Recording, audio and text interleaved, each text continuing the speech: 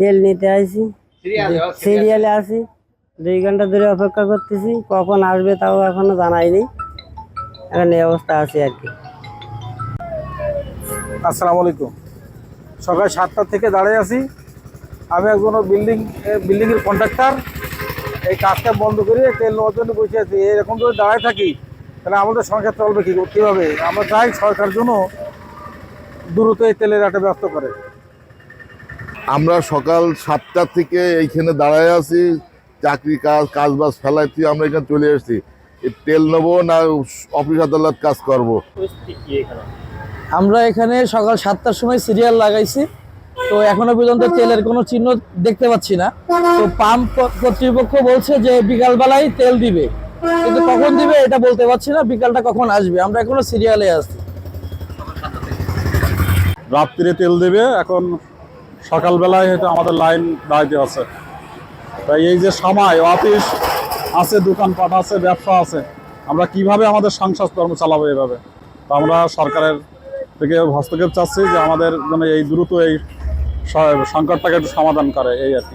Line কেন আসলে মূলত এখানে আমার এই পাম্পে আগে করে পেট্রোল অনেক বেশি বিক্রি হয়, 1600-1700 লিটার 2000 লিটার ডেইলি আমি পেট্রোল বেশি। এখন সেই ক্ষেত্রে আমি পেট্রোল পাচ্ছি, আমার 4000-4500 লিটার একদিন পেট্রোল দিচ্ছে, দিয়ে আর 4 দিন পেট্রোল থাকছে না। এই লোকগুলো যারা আমার এখান থেকে নিত বা বাইরে এরাই হচ্ছে ভিড় করছে। এরা যখন হচ্ছে জানে ও 4 দিন পর 3 দিন পর তেল আসবে, তার আগের দিন থেকে এই ব্যাপক ভিড়। তাদের যদি একটু বেশি টাকার আমি তেল দিতে পারতাম তাহলে দেখা গেল তারাও অনেক সময় হতো। আমি তো তাদের টাকার সেই পরিমাণ যে লাইন আছে, এই লাইন কভার করতে গেলে অতিরিক্ত জনবল তো আমি ব্যবহার করেছি, প্রশাসন আছে, কিন্তু তেল যদি আমি একটু সামান্য বেশি পাতাম তাহলে এগুলো কভার একটু করা যেত কভারটা। এবং লাইন শেষে কিছু লাইন দেওয়ার পরে বাকি লাইন তেল পাচ্ছে না, তারা এসে আছে আমার পাম্পের পরে এসে যে আপনারা অল্প দিচ্ছেন, তাও আমাদেরকে, আমরা তো লাইন আছি, ওই লাইনতে আছে, আমরা সিরিয়াল দিয়ে আমাদের তেল দেন, আমি আমার বাড়ি যেতে পারছি না। পাম্পের সামনে গাড়ি নিয়ে শুয়ে পড়তেছে, কি করবো বলেন? আমরা মনে করছে যে পাম্পের মধ্যে, তারপর তারা মেশিনের নজল ধরেই দেখতেছে, দেখে তেল নেই, ভিতরে এসে দেখতেছে তেল নেই, তখন তারা আস্তে আস্তে চলে যাচ্ছে।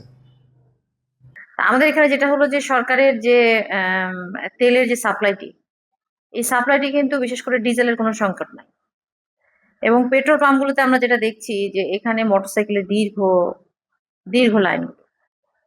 মোটরসাইকেল গুলোতে যে তেল তারা নেওয়ার কথা, নর্মাল টাইমে যে তেলটি নিচ্ছে, অনেক সময় দেখা গেছে যে বেশি নিচ্ছে, বা এক পাম্প থেকে নিচ্ছে আবার আরেক পাম্পে যাচ্ছে, একটা বিশৃঙ্খল পরিস্থিতি তৈরি হয়েছে।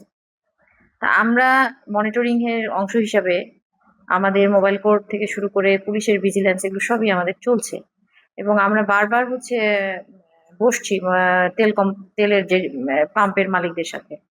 সেটা হচ্ছে যে নির্দিষ্ট যে সিলিং সরকার করে দিয়েছে, এই সিলিং এর অতিরিক্ত যাতে কাউকে তেল দেওয়া না। এবং আমরা আরো একটা ইনিশিয়েটিভ নিতে যাচ্ছি, সেটা হচ্ছে যে যারা তেল নিবে তাদের বৈধ কাগজপত্র শো করতে হবে, মোটরসাইকেল বৈধ কাগজপত্র শো করতে হবে। বৈধ কাগজপত্র শো এর প্রেক্ষিতে সরকারি সিলিং যেটা আছে সেই অনুযায়ী তারা তেল পাবে। সুতরাং সংকটটি কিন্তু আমরা নিজেরা যদি চাই, নিজেরা যদি উদ্যোগী হই, তাহলে আমরা কিন্তু এটাকে সংকটটা নিরসন করতে পারবো বা ম্যানেজ করতে পারবো। কিন্তু আমরা যদি নিজেরা উদ্যোগী না হয়ে এটা যদি আরো বিশৃঙ্খল পরিস্থিতিকে দিয়ে যাই, তাহলে কিন্তু কারোর পক্ষেই সংকট ম্যানেজ করা সম্ভব হবে না।